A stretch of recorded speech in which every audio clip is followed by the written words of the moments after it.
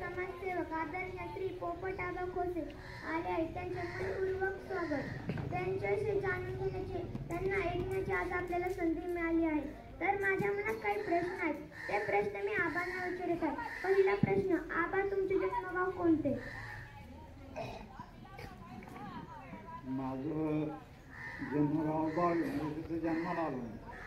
माझा आजो तालुका जानकर इथे जन्माला आलो आणि माझं मूळ गाव मळटण.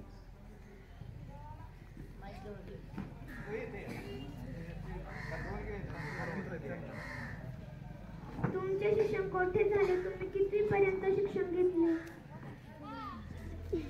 माझं पहिली ते तिसरी शिक्षण मलठण शाळेत झालं. तिसरी ते चौथी शिक्षण आनंदवाडी शाळेत झालं. चौथी ते पाचवी शिक्षण निमगाव डॉक्टर शाळेत झालं आणि 5वी ते 9वी शिक्षण पिंपळवंडी तालुका सासवड जिल्हा बीड इथं झालं आणि 9वी ते 11वी महात्मा गांधी विद्यालय कर्जत इथं झालं. आबा तुमचं लहानपणीचं स्वप्न काय होतं? तुम्ही लहानपणीचं समाजसेवा करायची असे ठरवले होते का? असं काही लहानपणी ठरलं नव्हतं, परंतु या गावामध्ये जे काही समाजसेवक झाले त्यांचा परिणाम आमच्यावर झाला. तिथं जमनाबाई परदेशी म्हणून होत्या. त्या दाईचं काम करायचं, म्हणजे बाळांपण कुणी गरीब असो श्रीमंत असो, तेव्हा काही डॉक्टर नव्हते, दवाखाने नव्हते. त्यांनी बाळांपण करून सुखरूप सगळं तिचं बाळ कसं सांभाळायचं, आहार कोणता घ्यायचा, असं काम त्या माऊलीने केलं. त्याच्यानंतर इथे सुंदराबाई नावाची, कांबळे नावाची बाई होती. ती जनावरांच्या डोळ्यात जीभ घालून त्या गुद्देला काटा काढायची, हे आम्ही पाहिलं. तिसरे श्रीपद दिशे, हे जनावराचं हाड मोडलं, जनावर आजारी पडलं तर त्याला आयुर्वेदिक औषधं द्यायचे आणि ते हाड बरं करायचे बांधून. डॉक्टर जसं बांधतात तसं हिचा कसा हात बांधला तसं ते कांठीने जनावरांचे पाय बांधायचे आणि ते जनावर निघाले. चौथे आपल्या ह्या केशर मॅडम आहेत ना, त्यांचे वडील शिवराम धुरे, ते लहान मुलांना औषध द्यायचे. त्यावेळेस आपण आता त्याला काय म्हणतो, दात लागू त्याला काय निमोनिया, तर ते निमोनियावर औषध द्यायचे. त्याच्यानंतर महिलांचे जे आजार असतात त्याच्यावर औषध द्यायचे. ते साळं कुत्रं जर चावलं तर त्यांच्याकडे एक विशिष्ट प्रकारची वनस्पती होती आणि ते विड्यात घालून ती द्यायची. त्याच्यानंतर कॅन्सर सारखे आजार सुद्धा मला आठवत आहे, 2-3 महिलांच्या छातीला गाठी झाल्या होत्या, त्यांनी औषध दिलं होतं. ते आजही 1-2 महिला आहेत त्यातल्या, आता वय झालं त्यांचं 80-90 वर्ष वय झालं, त्या जिवंत येतात. तर हे त्यावेळेस समजत नव्हतं, पण ही माणसं आणि त्यांच्या घरात काय असेल, शिवराम परदेशीच्या घरात जो आलेला माणसं आलाय त्याला वेडा तर द्यायचाच, पण लांबून चालत बाहेर गावून काही लोक यायचे, त्याला जेवण पण द्यायचं, चहा द्यायचा आणि नंतर वेडा देऊन त्याला वाटं लावायचं. हे शिकलो की ज्या घरात लोक अगदी तुटपुंजी परिस्थिती होती त्यांची, पण तरी दानत ज्याला म्हणतात ती त्यांच्याकडे पाहिजे. दानत म्हणतात आमचे श्रीपदांना भिषणकडे पाहिजे, दानत म्हणतात त्या माऊलीकडे पाहिजे. पुन्हा इथं इंदुबाई म्हणून हावळे डॉक्टरांचे ट्रेनिंग घेतल्यानंतर त्यांनी द्यायचं काम केलं आणि शेख गुरुजी म्हणून इथं आम्हाला आले होते, माझ्या शाळेत शिक्षक होते चौकीला असताना. शेख गुरुजी सगळ्या मुलांचे आजार आणि दुर्गम भाग तिथं यायला जायला बैलगाडीने जावं लागायचं आम्हाला, तेव्हा पाय हे रस्ते नव्हते, सडक नव्हते, चिखलात चालत जायचं दवाखान्यात जायचं. म्हणून ते गुरुजींनी इथले पेशंट बरे केले आणि अशा समाजसेवकांनी पुढं महाराज आले 5वीला असताना आणि महाराजांपासून बरंचसं शिकायला मिळालं. आणि आमच्या शेजारी ज्या दिवाणाची आई, केशरची आई, केशरची मावशी, पुन्हा सुतारणी मावशी, ह्या महिला एकामेकींची मुलं सांभाळायचे, काळजी घ्यायची. माधव परेट नावाचे एक ग्रस्त होते, त्यांना दोन वाळ नव्हतं, पण मुलं नदीला पोहायला चालले तर त्या माणसाने दिवसभर नदीला बसून राहायचं. पोरं वाहून जातील, त्यांना पोहायला जाऊ द्यायचं नाही. त्याला स्वतःला मूल नाही, पण अख्ख्या गावाची मुलांची काळजी घ्यायची. आणि हे जे निरीक्षण केलं, हे जे पाहिलं, आणि त्यातून मग आणि विशेष करून बालवीर पथक म्हणजे स्काउट त्यातनी काम केलं. आणि त्या बालवीर पथकात वालक कुलकर्णी नावाचे एक शिक्षक होते, मला तुम्ही बोलून दिला. आणि त्यांनी फार मोठं आम्हाला दिलं. तो गुरुजनांचं ऐकलं पाहिजे. ते जर मला भेटले नसते तर मला काय समजलं नसतं. आणि मला त्यांनी अप्राईल टेकडी नेऊन दाखवले की बालेघाटातले चिंचोली गड आहे, तर अप्राईल टेकडींचे तो सोन्याचा कारखाना, आपलं हिऱ्याची खाण आहे असं संशोधनात इंग्रजांनी सांगतात. ते पाचीचा एक मुलगा, मला काही कळत नव्हतं, पण मला ते सांगत होते. आणि ते सांगितलं, कानावर आदळून गेलेले शब्द सुद्धा जीवनात पुस्तक येतात. आणि मग अशा शिक्षकामुळं घडलो. माझी बहीण जी शिक्षक होती त्याच्यामुळं घडलो. आणि माझी आत्या की जी ज्या मुलींना आईवडील नाहीत त्या मुलींना शिक्षण द्यायचं. आता त्यातल्या तिच्या हाताखालच्या जवळ 60-70 मुली शिक्षिका झाल्या. तिने एक मनात असं ठरवलं होतं की जिला आई वडील नाहीत अशा मुलींना शिकवायचं. आणि अशा माणसाच्या सानिध्यात आल्यामुळे समाजसेवेची आवड निर्माण झाली. तुमच्या लहानपणीचा एखादा प्रसंग सांगा. लहानपणी काय झालं, महादेवाचं मंदिर होतं आपल्या शाळेपाशी, आणि मारुती तिथं आमची शाळा होती. आता चाहोडे म्हणायचं. आणि दुपारच्याला शाळा सुटली. शाळा शिकल्यावर मुलं लय खोडकर असतात आणि एकामेकाला लय उंच झाडावर चढवतात. तुले मोठा, तुले बाई, तुले पाटील. मला सगळी मुलं आली म्हणले, मला का तो गावचा पाटील आहे म्हणले, तुझा बाप पाटील आहे. मग म्हणले इथं गांधीचं पोळ आहे आणि तू पोरांना जायचं होतं तू काढ. आता मला फुगेल्यामुळे मी पाटला आणि फुगलो आणि गेलो. आणि त्या गांधीची पोळे हाताने झाले. जेव्हा सगळ्याच हाताला गांधी चावायला लागले, मग मला दवाखान्यात न्यावं लागलं. म्हणून कुणी पोरांनी किती फुगीर सांगितलं तुला झाली अजिबात ऐकायचं नाही. माझ्या जीवनात तो मी शिकलो. त्यानंतर कोणीच नसताना मी नदीच्या पाण्यात उडी घातली. लागलो गटकाळ खायला. पोहायला येत नसताना उडी मारायला मग पाहिजे तुम्ही. पण ते करत असताना मी उडी मारली. मग तिथं शांताबाई पर्यटन नावाची म्हातारी कपडी बसत होती. मग तिने पुढे जाऊन मला धरला. तेव्हा काय एवढी सगळी घेतल्या पाण्यातच मी डुबायला लागलो. मनाचा उद्देश काय की कोणतीही गोष्ट माहीत असल्याशिवाय करू नये आणि ते समजून घ्यायला पाहिजे. आणि मग मी समजून गेलो. मला माझ्या चुलत्याने वाटली पोळी आम्हाला पोहायचं शिकली. त्यांनी हाणलं नाही आम्हाला, असं चुका करू नका म्हणजे आधी शिकत जा. आणि मग अशा प्रकारे जीवनात फार मोठे विचित्र प्रसंग घडले की त्यातून मी वाचलो. म्हणून खोडकरपणा करायचं नाही, कुठं अडचणीत शिरायचं नाही. आणि पहिला आम्हाला भिकार ना भाऊ कांडे गोळा करायचा, काय खेळायला काय नाही. तुम्हाला जे मिळतं ना ते काय मिळत नसायचं. तर उकांड्यावर खेळत असताना विठ्ठल परदेशी नावाचा आमचा जखाराचा जो वाडा होता त्याच्या रानात उतरला, लपून बसायला. तर त्या रानामध्ये एक विचू आणि गोम दोन्ही बसलेले होते. त्याला दोन्ही चावले आणि तो रांजण होते. हा विचित्रपणा अवखळपणा मला पण घडतो. ते पाहिल्यानंतर मी सगळा अवखळपणा सोडला. मग गोष्ट आधी समजून घ्यायची. मग आपल्याला आईला नाही सांगता आले तर आपल्या मॅडमला विचारायचं, आपल्या गुरुजींना विचारायचं किंवा मोठ्या माणसाला विचारायचं आणि मगच ते करायची. आणि तिथून पुढे ते केल्यामुळे बाहेर गावात सुद्धा 5वीला असताना मी पिंपळवंडीला शाळेत शिकलो. मग बघा 5वीला असताना इथून एसटीत चालत जायचं निमगाव ह्याला खडकतला. आणि एक दिवस विमानावरून चाललो होते नाही का मोठं जाऊन आरडायचं मोठं ते कवाच नव्हता आमच्या गावात आणि मी चालत चाललो होतो. ते विमानाचा आवाज ऐकल्यानंतर मला चालताच यायला मी इतका लागलो. म्हणजे असे प्रसंग त्यातून गेलो. तुम्ही समाजसेवेच्या क्षेत्रात कसे आले? तुम्ही कोणत्या कार्यात चळवळीत भाग घेतला? तर भारतीय संस्कृती ही नदी काढते आणि नदीला आई म्हणायची. पहिले नदीचंच पाणी आम्ही प्यायचो, नदीतच आंघोळ्या करायच्या आणि नदीत कपडे जायचे.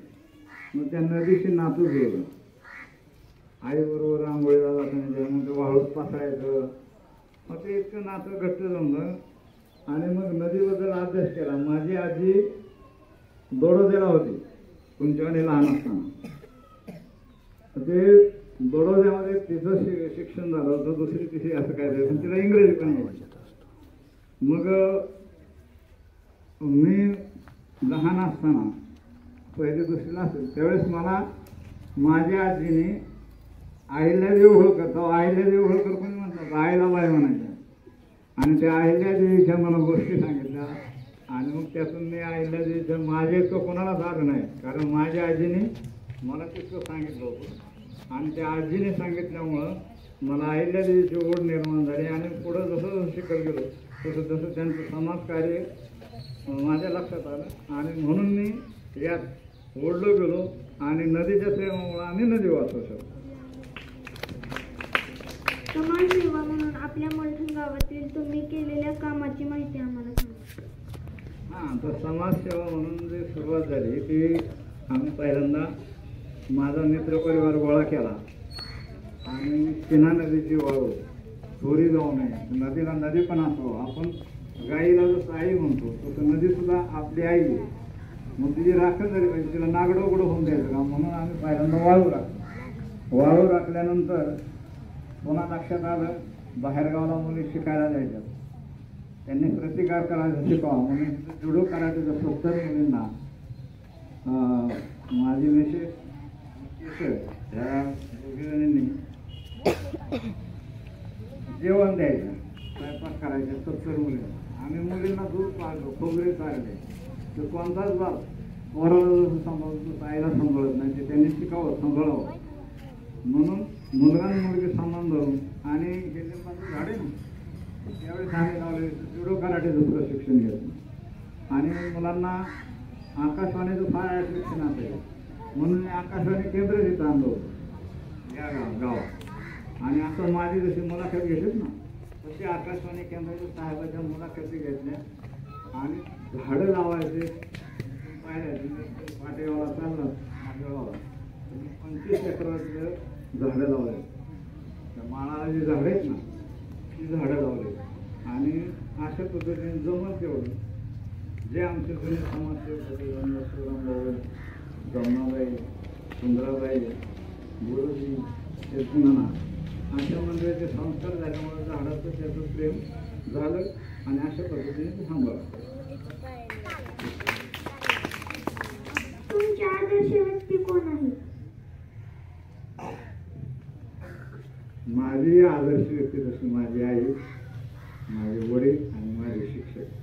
आणि त्यानंतर जसं जसं आहे पण पहिला आदर्श कोण असेल तर आपली आई असते. तुमचं शरीर कोणी दिलं आहे, तुम्हाला शरीर कोणी दिलं?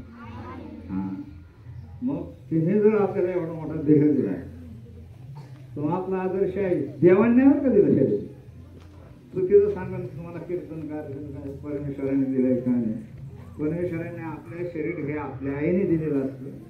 आणि तिचाच त्या शरीराचा जर चुकीचा वापर केला तर माझ्याने तोंड फाडून घ्यावं. माझ्या आईनं दिलेलं शरीर मी चांगलं सांभाळायला पाहिजे होतं. मी गुटखा खाल्ला, मी सिगारेट ओढली, संस्कार शेजारी पूर होते.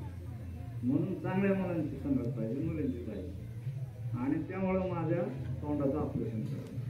तर माझी पहिली आदर्श माझी आई, माझी पहिली माझे शिक्षक आणि शिक्षिका माझे आदर्श. आणि माझ्या शेजारच्या माझ्या आईच्या मैत्रिणी ते मला आईसारखं सांभाळून त्या माझा आदर्श. समाजसेवा करत असताना कुटुंबाची साथ कशी मिळाली? मला कुटुंबाची साथ मिळाली माझ्या बायकोमुळे आणि भावामुळे. माझ्या बायकोचं माझं घर मुळात 10 फुट अंतर आहे. म्हणजे केसरच्या घरापाशी तिने जगच पाहिलं नाही. तिला माझ्या बसमध्ये प्रवास करता येत नाही, काय नाही, तिच्या वांध्या होतात म्हणून तिला काही जग माहीत नाही. आणि पुढे लहान वयात लग्न व्हायचं ते चुकीचं होतं. पण तिला एकच दिवस होता घर सांभाळायचं. म्हणून तिने घर सांभाळलं, माझी मुलं वाढली, माझ्या आई वडिलांना सगळ्यात चांगलं सांभाळलं, माझ्या चुलत्यांना चांगलं सांभाळलं, माझ्या चुलतीला. माझी आई लहानपणी वारल्यानंतर मला माझ्या चुलतीने सांभाळलं, मला दत्तक घेतलं मुलगा म्हणून, त्यांना मुलगा म्हणून. माझ्या बायकोने त्यांची सेवा चांगली केली, कधी किरकिर ऐकू येऊ दिली नाही. आणि माझ्या मुलांना तिने शाळेत पाठवणं, कपडे धुणं, त्यांना वेळेवर डबा करून देणं, दररोज टाईमला उठून एकटीने डबा द्यायचं, हे काम तिने केलं. तिने घर सांभाळलं, मी घर पाहिलंच नाही. त्याचे 7 नसते मिळाले, त्याने इथपर्यंत आलो.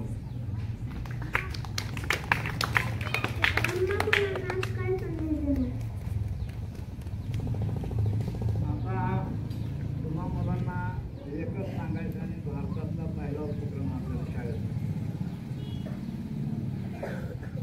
कारण जैवविविधता नष्ट होत चालली. जैवविविधता म्हणजे किडे मकुडे झाडं ह्या प्रजाती नष्ट होत चालल्या, पक्षी नष्ट होत चालले, प्राणी नष्ट होत चालले. हे वाचले पाहिजे.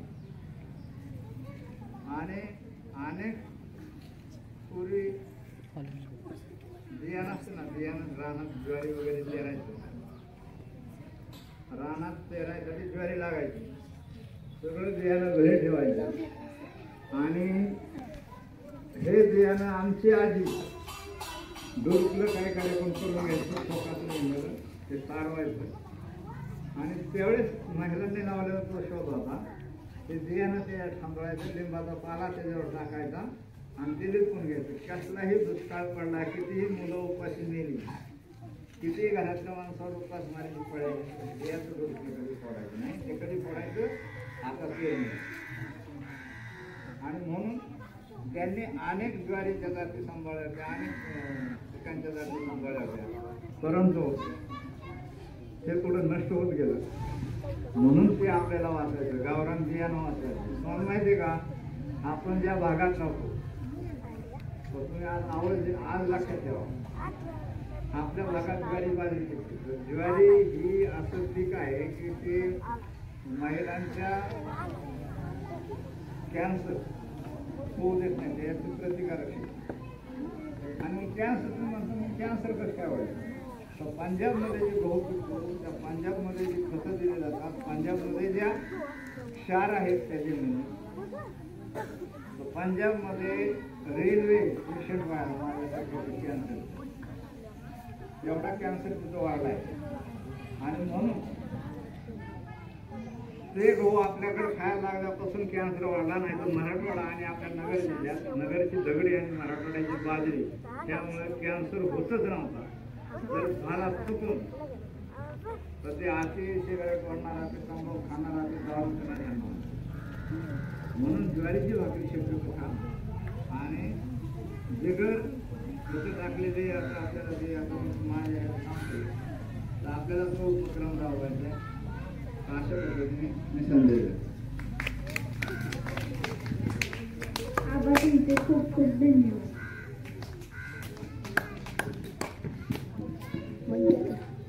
म्हणून ह्या कार्यातून काय मिळाले? जगण्यासाठी आनंद लागतो. पैसा किंवा संपत्ती हे काही नाही. तुम्हाला जी जगण्याची ऊर्जा मिळाली, आनंद मिळतो, त्या आनंदाची किंमत करता येत नाही. आणि ह्या कामातून मला भरपूर असा आनंद मिळतो. आणि वयोवृद्ध झाल्यानंतर स्वतःसाठी जगायला जे चान्स असतो ते मला मिळाले. तुमची रोजची दिनचर्या सांगा. माझी पूर्वीची दिनचर्या फार चांगली होती.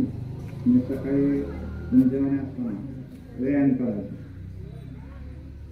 आम्हाला पोहायला नदी होती म्हणून पोहायला जायचं. त्याच्यानंतर मासे धरायला पण जायचं, कारण कळत नव्हतं. आणि सगळे धोके पण झाले. बऱ्याच वेळा त्या सापाच्या पिळ्यात थप घालण्यात आला. लक्ष्मण काय काढे, मी बाळावरी जेव्हा विषयी ही आमची टोळी होती, भय टोळी म्हणून. त्यांना पण हे राखण नाही, काय नाही, काय नाही. आता फार संरक्षण मिळतं. मग आणि मग शाळेत जायचं.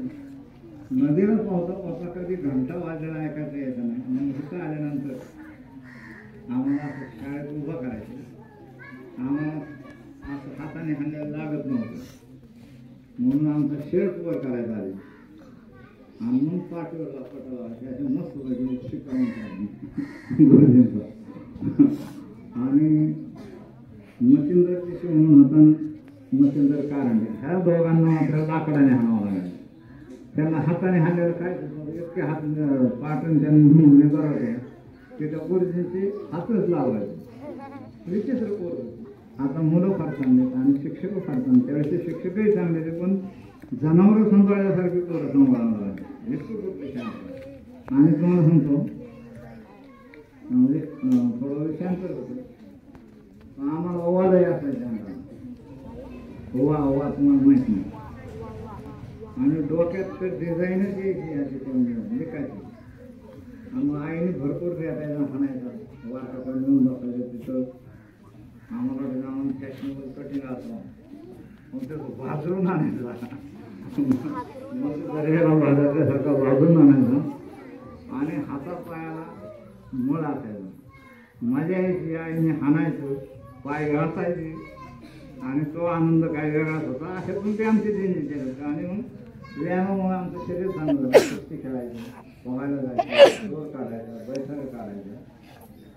आता त्याच्यानंतर लग्न झालं माझी दिनचर्या शेतात काम करायचं, सकाळची वेळेवर जेवायचं, शेतीत काम करायचं, संध्याकाळी आलं वेळेवर जेवायचं, मित्रांबरोबर गप्पा हाणायच्या आणि झोपायचं. असं दररोज क्रम सुरू झाला. मात्र आता समस्या वेळ पडल्यावर व्यायामाकडे दुर्लक्ष झालं, वेळेवर जेवणाकडे दुर्लक्ष झालं आणि त्यामुळं हे मला भोगावं लागलं. आणि अभ्यास नसताना गुटखा खाल्ला. गुटख्यामुळे कॅन्सर होतं हे माहीतच नव्हतं. मुंशी लोक लोणचीपासून अशी जाहिरात असायची. आम्हाला वाटतं रावले मोठे मग मुंशी लोकांनी हे खावं. पवार साहेब होता माझं दोघांनाही कॅन्सर. गुटखा खाल्ल्याने झालं. दोघांचं ऑपरेशन एका दिवशी पवार साहेब तर मोठी नाही खायचे माहीतच नव्हतं. गुटखा आणि माणिक त्यांचं माणिक हे चुकवून त्याचं नाव नाही गाडीवाल्यांचा मित्र त्याने खूपच पाठवून द्यायचं. गुरुगुणाचं मित्राने काही फुकट दिलं आणि आता वाचन करतो अजून. आणि ज्यावेळेस ताणतणाव असतो एकांतात बसतो, योगा करतो, चिंतन करतो, मनन करतो, जे चुकलं ते सोडून देतो, काळजी घेतो आणि पुढे जातो.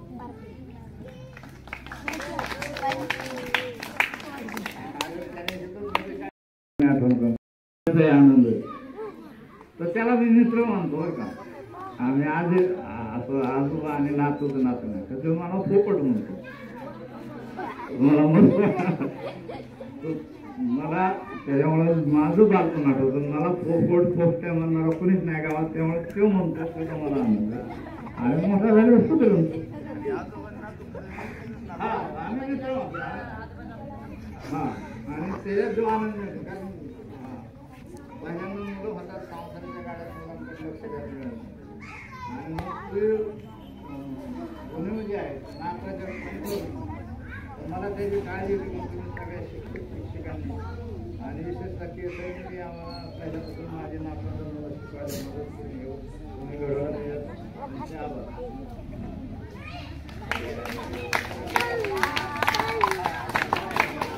शिक्षक तुमचे आई वडील, तुम्ही तुमचे आई वडील आपले सगळे शिक्षक आणि मी हा मिळून जगातला पहिला प्रयोग. तर काय प्रयोग आहे बा हे खत आणि औषध फवारलेली पिकं खाल्ल्यामुळं कॅन्सर सारखे आजार, डायबिटीस सारखे आजार. म्हणून आपल्याला एक पहिला असा प्रयोग करायचा आहे की प्रत्येकाने एक गुंठा कोणत्याही प्रकारचं खत न टाकलेलं औषध न टाकलेलं शेती करायची. मग ते शेती करायचं काय करायचं तुम्ही ज्याला शेती नसेल त्यांना मी माझ्या शेजारची शेती देणार आहे करायला. पण ज्यांच्याकडे शेती आहे तर आपलं पहिलं सोपं घेऊ काशी फळ बघतो. ते एका गुंठ्यात 1 टन काशी फळ बघतो पिकतो आणि तो 100 रुपये किलो मागतो. काय नाही एका गुंठ्यात 3-4 बिया बसतात आणि 3-4 अडचण न होता त्याला पाणी कसं तुम्ही घालायचं एवढं शिकायचं पाहिजे नाही. आपली आई मदत करायची तर अशा 5-50 शाळा केल्या तर आपल्याला परदेशातून आपल्या फळाला अजून मागणी आणि काशीफळ असं पडत 2-4 महिने वेगळे राहतो आणि त्याला कोणी ठेवत नाही. आपण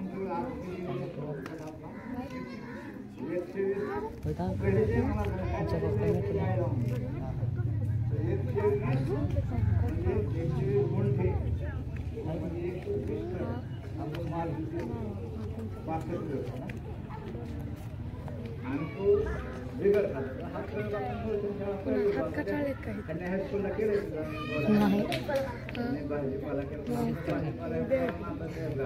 हायस्कूलला गेल्यावर काशीफळ वापरा शेंगाडे वापरा ज्याच्याला घरी खायला बऱ्याच ठिकाणात बाहेर मारण्यात तर आपल्याला 120 टन काशीफळ वापरायचं उत्पन्न घ्यायचा संकल्प करून 4-8 दिवसात बियाणं काय 120 बियाचं 5-5 बियाणं 4-5 बिया होऊन जाते.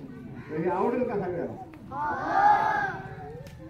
कुणाची अडचण मग गुरुजींकडं आपण 1-2-3 दिवसांनीच मिटिंग घेऊ. आणि दुसरी गोष्ट आपल्याला चिमण्याला घरटी करायचं. प्रत्येक घरात 1 चिमणीसाठी घर करायचं कारण हे चिमण्यांचं झालं ना घरटी नाही राहिली.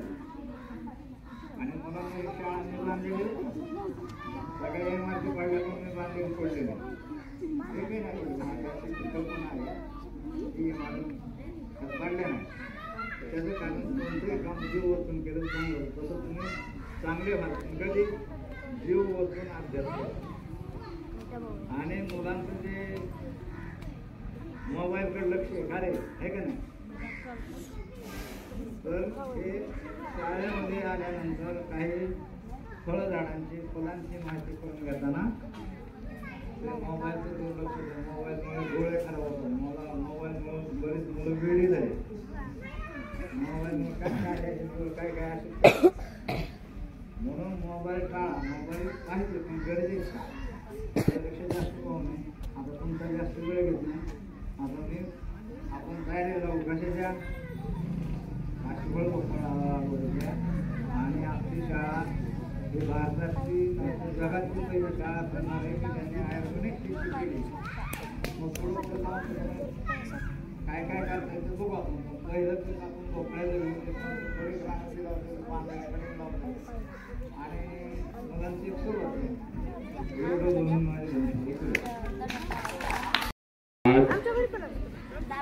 आपल्या शाळेत आपल्या गावचे आदरणीय ज्येष्ठ समाजसेवक पोपट आबा धिसे या ठिकाणी आले आणि त्यांनी अतिशय मोलाचं मार्गदर्शन केलं. त्यांच्या जीवनातले प्रसंग सांगितले. ते समाजसेवेत कसे आले पहा. भोवताली खूप चांगले लोक असतात. आपण जर निरीक्षण केलं मदत करणारे पहा त्यांनी किती किती उदाहरणं सांगितले. म्हणजे पेशंटला नीट करणारे असतील एकमेकांना मदत करणारे म्हणजे खूप उदाहरणं असतात आपल्या शेजारी. तसं आपल्या गावातही इतके उदाहरणं असतात परंतु आपलं लक्ष नसतं आणि त्यांनी ते निरीक्षण केलं आणि त्याच्यातून ते घडले पहा. म्हणजे त्यांनी वेगवेगळे प्रसंग सांगितले त्याचे. आणि जो जैविक शेतीचा काशीफळ भोपळ्याचा उपक्रम अतिशय चांगला उपक्रम आहे पहा. प्रत्येकाने 1 गुंठा जमिनीत लावायचे फक्त 1 गुंठा आणि प्रत्येकाने जर संकल्प केला तर ही जगातली पहिली शाळा असते. आणि मग पहा जगातल्या पहिली शाळा असं होण्याचा मान आपल्या शाळेला मिळतोय. आणि तो संकल्प आज आपण करायचा आहे. आणि बिया म्हणजे आपल्याला बिया उपलब्ध होतील. त्या बिया लावायच्या आणि घरचे तुम्हाला मदत करतील. आणि वेगवेगळे जर असं मार्गदर्शन मिळालं आणि नवीन नवीन उपक्रम जर आपण घेतले तर नक्कीच आपल्याला इथून काहीतरी शिकायला मिळत आहे का नाही. माहितीये का गट बसतात गट शेतीचा शोध महिलांनी लावला पुरुषांनी नाही. आणि स्त्री फार मोठी संशोधक असते. तिने तिच्या जमिनीची माती आणली त्याच्यावर धान्य टाकलं आणि ठिबक सिंचन सारखं पाणी मिळावं म्हणून गट घेतो. आपल्या शेतीत कोणतं पीक चांगले गौरवान ते निरीक्षण केलं त्यांनी आणि मग आपल्या शेतीत ज्वारी चांगली येते गहू चांगला येतोय हरभरा चांगला येतोय ती घटापेक्षा उगवलेली नसते ती संशोधन पण शाळा आहे संशोधन शाळा आणि मग ते तिने शेतात नवऱ्याला पेरायला आहे मुळात अगोदर मी शेतीत असतो स्त्रियांनीच जावं तुम्हाला माहीत असेल ती गोष्ट नाही काय झालं पूर्वी लग्न पद्धती नव्हती आणि मग मुलं सांभाळायची जबाबदारी आहे बरं त्या मुलांना काय खाऊ घालायचं ती फळं गोळा करून आणायची ती फळं त्या गुहेमध्ये राहिले ती फळं खाली फेकून दिली आणि त्या उगवण्यात त्याला फळं आलेली पाहिजे आणि मग तिने पुन्हा लागवड सुरू केली दुसरी गोष्ट सगळे देवतच पाहिजे तुम्ही देव पाहिजे आता दोनच प्रकार सगळ्या देवांना कसा आहे कुणाला उगीत कुणाला बैल कुणाला गरू कुणाला